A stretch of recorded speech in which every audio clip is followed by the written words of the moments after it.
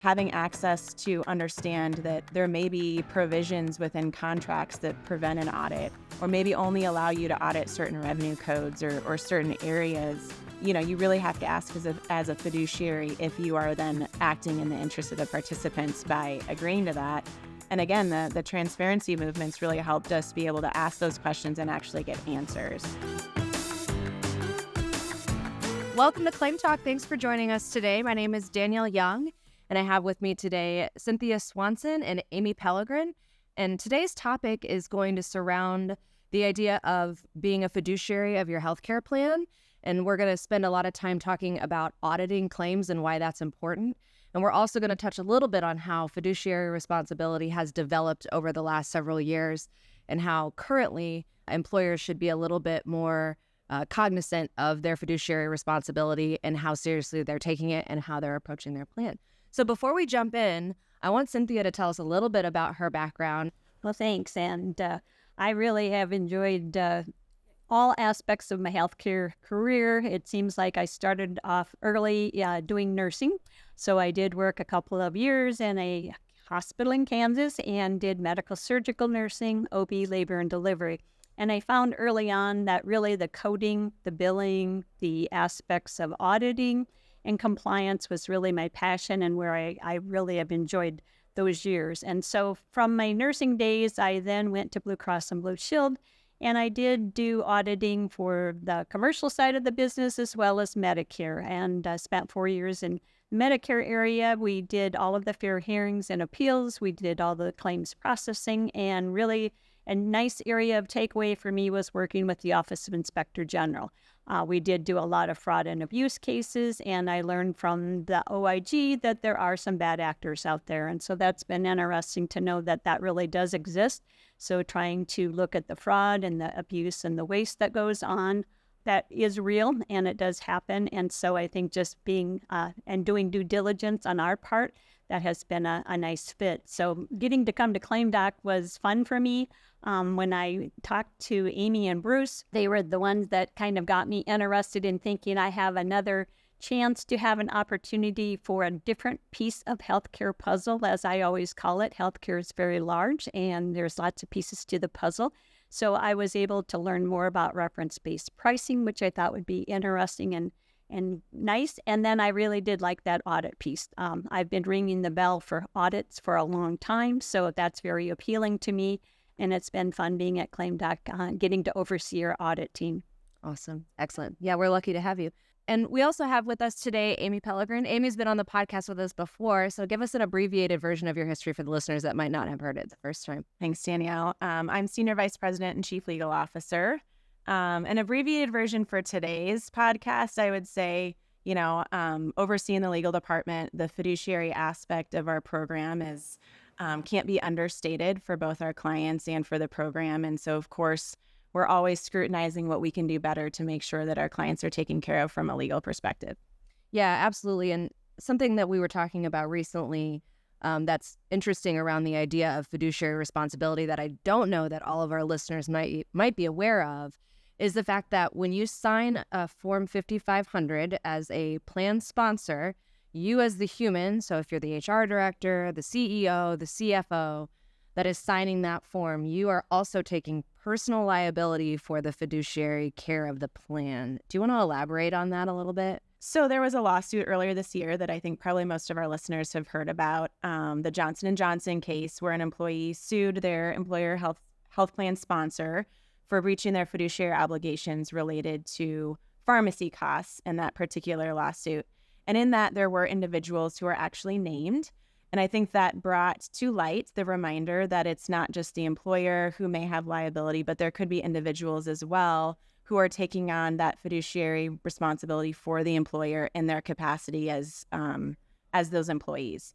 And so once your name starts to be mentioned as, oh, I could have personal liability, it makes you sit up straighter and question, okay, what do I need to do to make sure, one, I'm honoring the obligations of my employer, but also I don't get personally named in a lawsuit.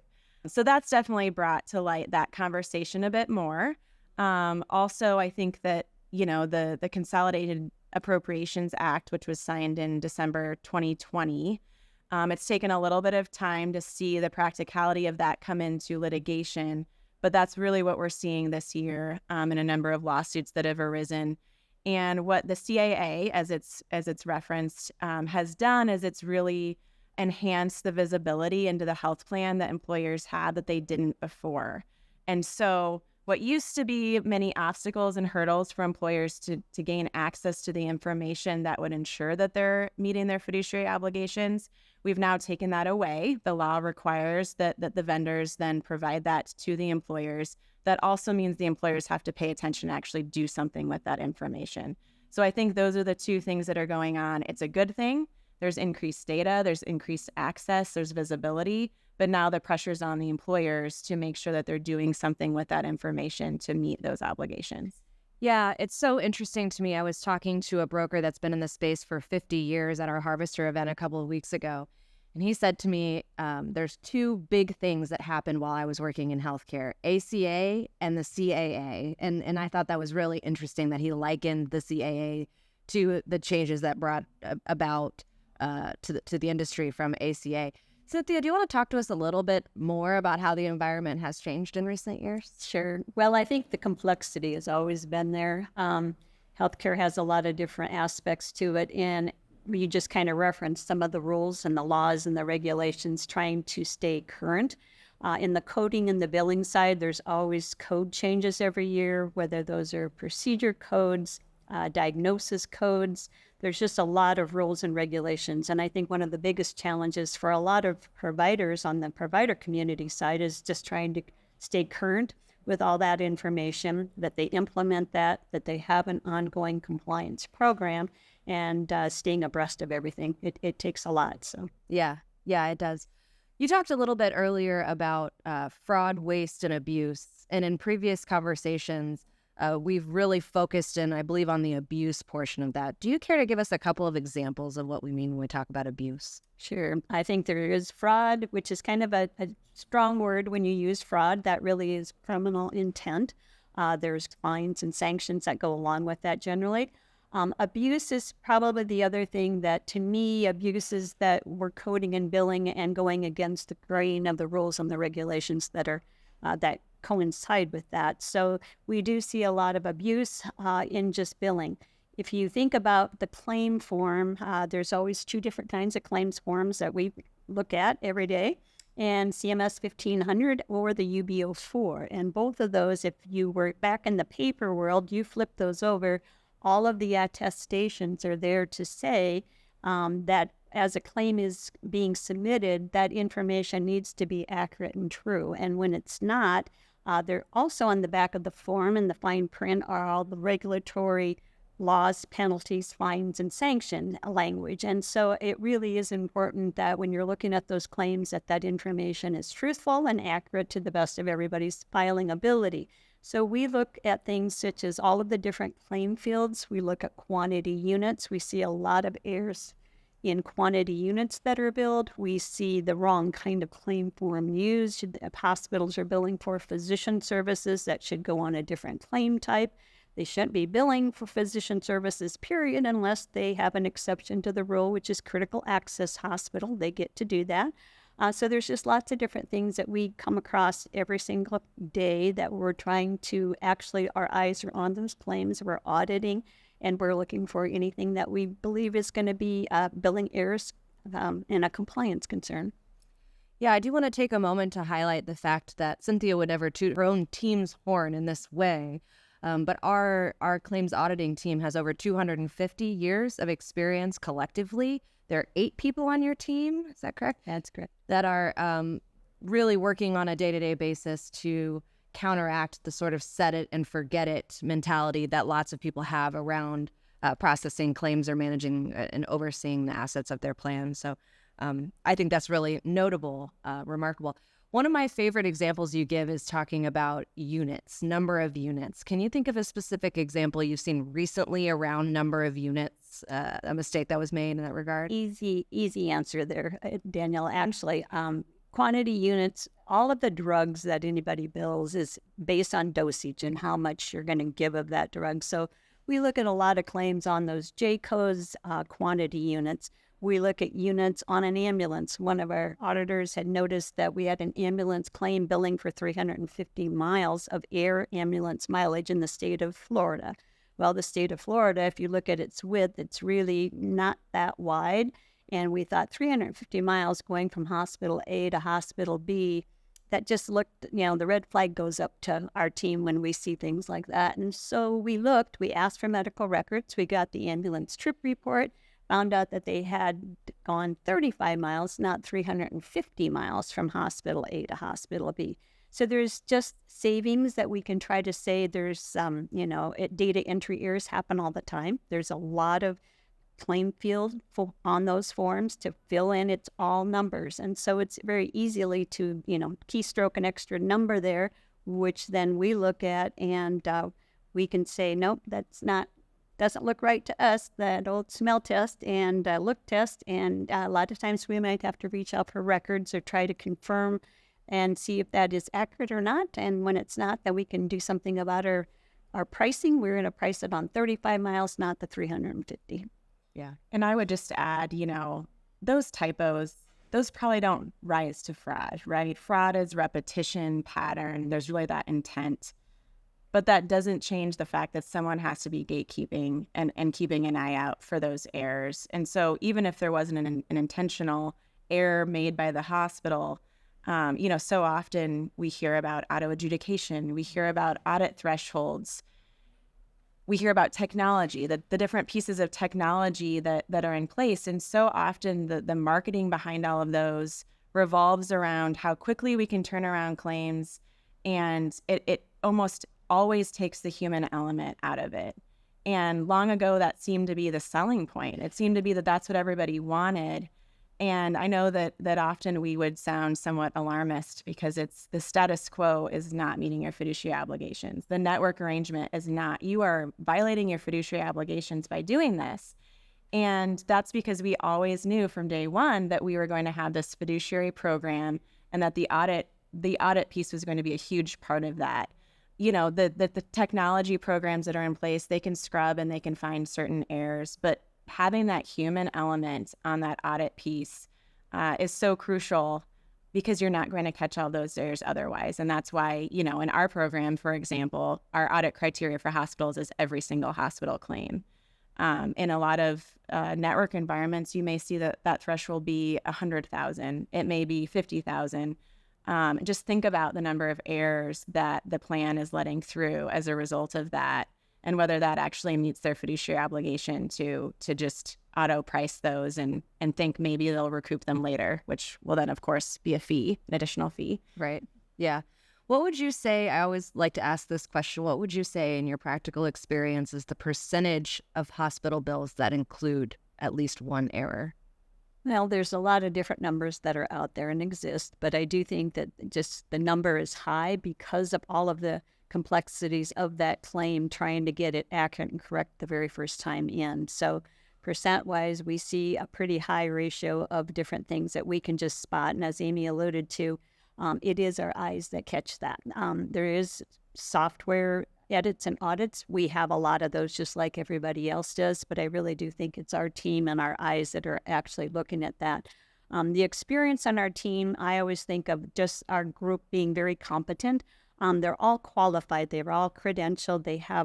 We have nurses, we have coders, but the competency and just our experience of all of our years combined, everybody's done this for a long time.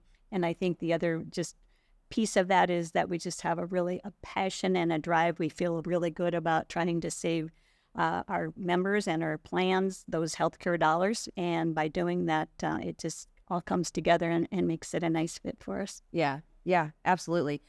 Tell me about some challenges you face when you're pushing back against a hospital system. What are some of those common challenges that arise when you're really trying to fight to get an accurate claim? We try really, really hard, I think, to ask for information to give that provider the benefit of the doubt on that claim. But if something is, that red flag goes up and we question it, we're going to reach out. And so we ask a lot of times for medical records. We might ask for just a copy of the claim to make sure that that was transmitted to us correctly. we work really hard to do just what our motto is fair payment solutions to health plans. And so we do try to be very fair.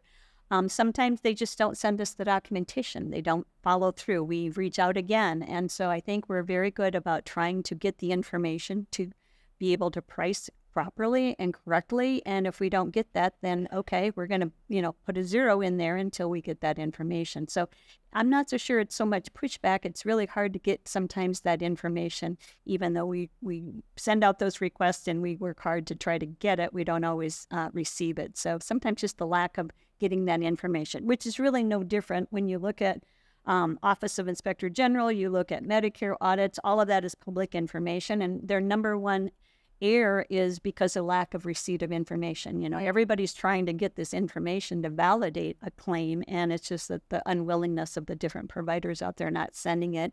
We're not going to wait forever. There is a criteria, a time threshold, but we try to reach out and get that as much as we can to make sure that we've got on our end the price is correct and where it needs to be. Yeah. What is that threshold for how much time does a hospital have to respond to a request for information? Yeah. We try to reach out and say that, a 17-day window to get something turned around and sent to us gives us a little leeway. 20 days would probably be the most that we would go on that. And every now and then we just have to reach out and ask for that information because there is that question. So. Yeah, and that access to information, it's interesting you mentioned that because that's from the provider world, right? We've always had access to that information. Now, whether they cooperate or send it to us quickly, we usually can light a fire under them if they then get a denial saying, okay, well, we can't pay you until you send the information. What the CAA has done is now also given us access on the payer side or the network, vendor, consultant information, which is what a lot of the employers were having difficulty accessing prior to the CAA. So now we have access to all of that information, and it's revealing some very interesting information. So what our program has always prided itself on and ensuring that the pricing was accurate with relation to the plan document. Now we have access to a wealth of information about what everybody else is paying, and that's really advantageous for the employers if they're doing the right things to now scrutinize and ask questions and make sure that they're monitoring those vendors as they're required to do. Yeah, I just recently got to see that in action working with our provider relations team, that we were able to see specific by facility what the BUCAs are reimbursing them, and it allowed us to have a better wedge to drive in that conversation. I think that is really cool. Are you seeing trickle-down effects from the CAA? And have you noticed a difference since the CAA was implemented, or are we still waiting to experience the full effect of it, in your opinion? Probably still a little wait period there that I think from our audit team that we're going to be seeing probably more down the road. But the price transparency whole concept is another area that is just another regulation out there. It keeps getting enhanced every year. There's some changes and tweaks to that rule and regulation, and that's, to me, going to be a plus. So it's good. Yeah, it takes time. To your point earlier, Amy, you'd alluded to how when the laws are made, watching them truly be implemented and truly execute their intent can take years and years. I think we're still even watching some of that happen with ACA as well. Absolutely. So you had also referenced Johnson & Johnson earlier when we were talking about lawsuits, like the big scary thing, right, that everyone wants to avoid. Do you have other examples, or do you want to elaborate at all on the Johnson & Johnson case? We've seen a number of litigations arise just this year in 2024. Some of them are brought by employees, class action type style. Those tend to be a little bit juicier. I think they get a little bit more attention because it's making the employers step back and question their own decisions. We've also seen a number of employer lawsuits, though, too. So there are employers that are out there asking questions of their vendors. As a fiduciary, even if your vendor takes on a fiduciary obligation through its services, the plan sponsor doesn't ever truly delegate that. They're still liable. They're still responsible for monitoring the vendor. And so we are seeing a number of lawsuits where those larger network TPAs are being sued and scrutinized for the way that they handle claims, whether it's hidden fees, the claims processing themselves, or just the pricing itself. And so, we're learning a lot. The cases are pretty early on in the stages, so it'll be interesting to see where it goes. But it is refreshing to see employers step up as well. It's not all the scary employee lawsuits that are occurring, but employers demanding answers now that they have access.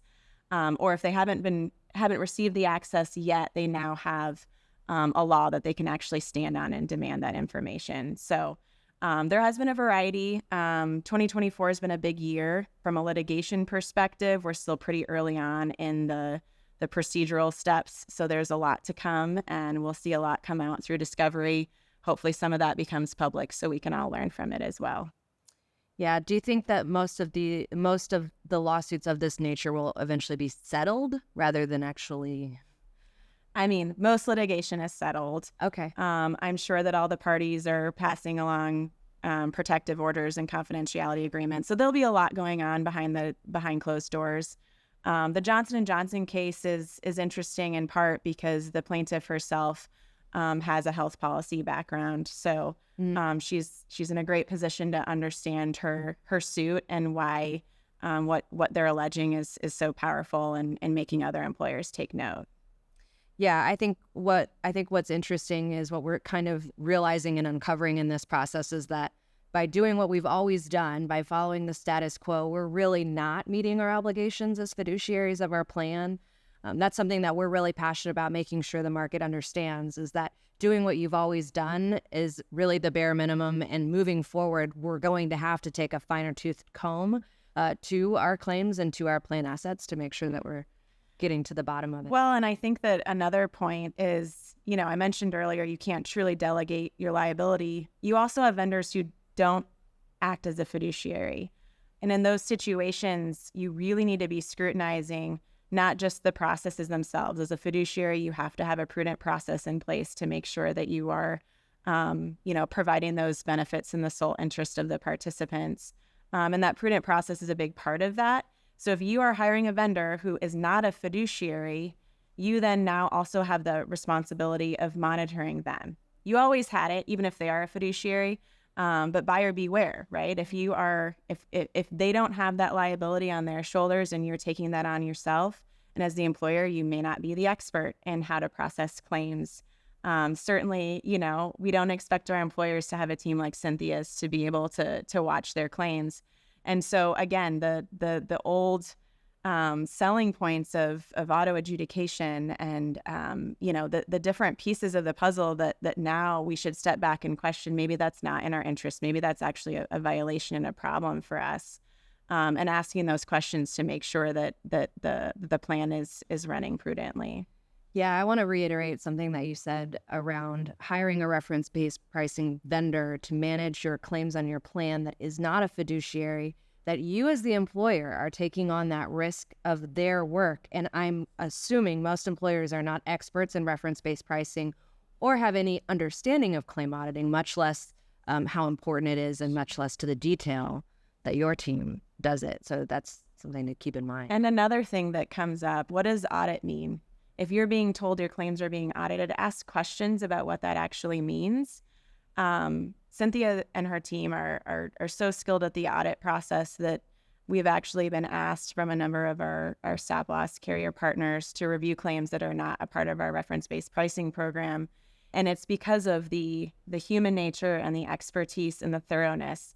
And often when we receive these claims, so we're talking multi-million-dollar inpatient claims, as a regular request. Often the vendor that is then facilitating, providing us the information, claims to have already audited the claim. And so then you have to question, well, what did that involve? Was it just a scrubber? Was it a technology piece? What audit policies and procedures are hidden in all of these contracts that the employers have no access to? So, we've talked a lot about the audit process because it's such an important part of that fiduciary aspect, but it's not the only part, right? Having access to understand that there may be provisions within contracts that prevent an audit or maybe only allow you to audit certain revenue codes or certain areas. You really have to ask as a fiduciary if you are then acting in the interest of the participants by agreeing to that. And again, the transparency movement's really helped us be able to ask those questions and actually get answers. Just being told, no, this claim was audited and you should accept the findings as is not sufficient for an ERISA-based fiduciary. So we were talking earlier about fraud, which is that intentional repetitive mistake that's definitely illegal. We've talked about abuse, which happens quite frequently. I want to circle back and hear about waste. What do you define as waste? I think waste kind of falls into the bucket of just some careless expenditures for no reason. A lot of organizations not having those processes and procedures in place to monitor and to analyze their own data and what they're coding and billing and how they're doing it. So you find the unnecessary, we see all the time. Every claim I feel like anymore is an egregious charge. And what is their process for marking up, implants and marking their costs? They have something called a charge master. They list out every single item, but there's a lot of things that we see unbundled or things that should be part and parcel to a room and board charge or part and parcel to the OR charge. So there is just a lot of waste out there. Again, back to just having policies and procedures and operational. My takeaway from the OIG is that OIG has what they call the 7 elements of a compliance plan, and one of those elements is auditing and monitoring. And if you're not doing that, to me, if you're not auditing, you don't have that yardstick to measure even how you're doing. So even internally, our own organization, we have a quality assurance process where we're auditing our own auditors' claims to make sure that we have consistencies, that our claims, we're all doing the same thing, we're pricing them the same. So even internally, we try to make sure that we've got our own internal controls and processes and procedures and policies in place. And we've grown that a lot through the years. Yeah. So one of the things that we've seen on some claims, I always chuckle. There's a certain health system out west where I think every single implant we've ever seen is a flat $100,000. And so, it's one, how in the world did you get that number? But you see patterns where it's always just this round, beautiful number, and so that does bring a lot of questions as to how those numbers are being created and on what basis. Yeah, that's interesting. So you have background in a major insurance carrier auditing department. Can you share about what the threshold is for those major medical insurance companies, or a ballpark around where they start auditing claims in terms of the amount of the claim, the initial I charge? think it really does vary by everybody, but Yeah. I can tell you that my audit experience at Blue Cross and my audit experience at Medicare is here at ClaimTalk, we do so much more, and we really do. We're looking at every single claim on a hospital outpatient. We look at hospital inpatient claims. We're looking at ambulatory surgical center claims. We look at physician claims over our threshold of $2,000. And we have every claim, whether it's durable medical equipment, rural health clinic, critical access hospital, we're looking at it all. We've got dialysis, we have dental. So there's just a lot of aspects, but we're looking at that on the hospital, all of them. And I think we do a really good job of that. On the commercial side of the fence, we see anything from, nothing until it's a $100,000 claim. Are they looking at itemized bills? I'm not sure they're doing that. We try to look at those itemized bills to see if there's things that are being unbundled, $4 and $10 for a box of Kleenex, and all of the different things that they just put on that itemized bill is just the eye opener. But the commercial plans, it's hard to say where some of those are, what they're auditing and how detailed and what depth they go. I don't think it's near as scrutinizing as what we do. So we feel really good about what we're doing. Yeah. When we receive a claim in one of those scenarios and they say that they've audited, but then they can't produce to us the itemized bill and we need to go chase it down from the hospital, that's a great example of, well, what exactly is an audit to you if you didn't get the itemized bill on an inpatient claim? Yeah. I recently went to a hospital. My husband just had rotator cuff surgery done 6 weeks ago. He's out of his sling now, so he's in PT and in recovery. The surgery went great. But we got the bill after the surgery. It did match the EOB from Anthem, but the bill itself from the hospital had 2 line items on it. One was for rotator cuff acute injury repair, and the second one was for bicep tenodesis, because while they were in there, they took the bicep and anchored it back up to the labrum where it's supposed to go and all that. The 2 charges were about the same. They're about $35,000 each. Of course, Anthem knocked a generous 40% off of it and paid it. That's a very low amount of information for an auditor. But what would you say is the likely backstory on that? Basically, we would take and look at your codes, that appropriateness of coding. Sometimes you can bill 1, 2, 3 codes for something in the musculoskeletal system. Some of that should be part and parcel to one primary code. So it would kind of depend on what the specific CPT codes were that were billed. And then just looking, everybody pretty much, I think providers just know that they're going to charge full charges for every code they bill, because most of the payers are going to pay something to the theme of, we're going to price the first one that's the most primary, the most relative value units higher, and then we're going to do a second and third and fourth. We start cutting those in half. You're already in the OR. It doesn't take any more time to do another little step into that shoulder. And so it's kind of what they refer to as an all-in-half rule, and price the first one at full and then cut the other ones in half. But the coding and billing would probably be the question, if it's legitimately coded correctly according to the coding and the billing rules. We try to always use definitely AMA is the coding authoritarian. That's the ones that made the code book. They basically do the coding rules. So we always try to use authoritative sites. So AMA coding rules, AHIMA diagnosis coding rules. We try to always go to the source of where those coding and billing rules are. So it's always a question. I always like to scrutinize those bills because you see some mistakes. Yeah. Well, and what's funny is I went to the hospital's website. They had a link that said request itemized bill here, and I thought, oh, that's so convenient that they did that, and the link is dead. So I haven't gotten that itemized bill yet. It's on my to-do list. Along the line of price transparency, you're supposed to have a readable file, and we go out there all the time and find that their files are not readable. But I did see a new rule, state and federal, as far as price transparency. Again, that in 2025, they're supposed to have some additional criteria that, yes, now, it is readable. And so there a lot of along that line's changing. But sometimes, even though the rules there, you find that the hospitals aren't complying. They're not posting everything that they're supposed to be. And so it'll be interesting to see what direction that takes. Yeah, and the fines for noncompliance aren't large enough to really compel a hospital to they're increasing. They're trying to say you're not complying. We maybe need to up the fines and the antes a little bit. So maybe that. Good. Yeah, I think that's the answer. Yeah, for sure. Well, yeah. Thank you again for your time today. It was lovely to get to hear more about you and your team. And Amy, thank you for your color as well on the legal side. It's always good to hear about what the latest and greatest changes are in the legal landscape in this complicated space that we call employer health care. Well, thanks for joining us today. If you haven't already, make sure that you like, follow, or subscribe to ClaimTalk. We'll continue to bring you content like this that's educational, as well as introduce you to members of our team.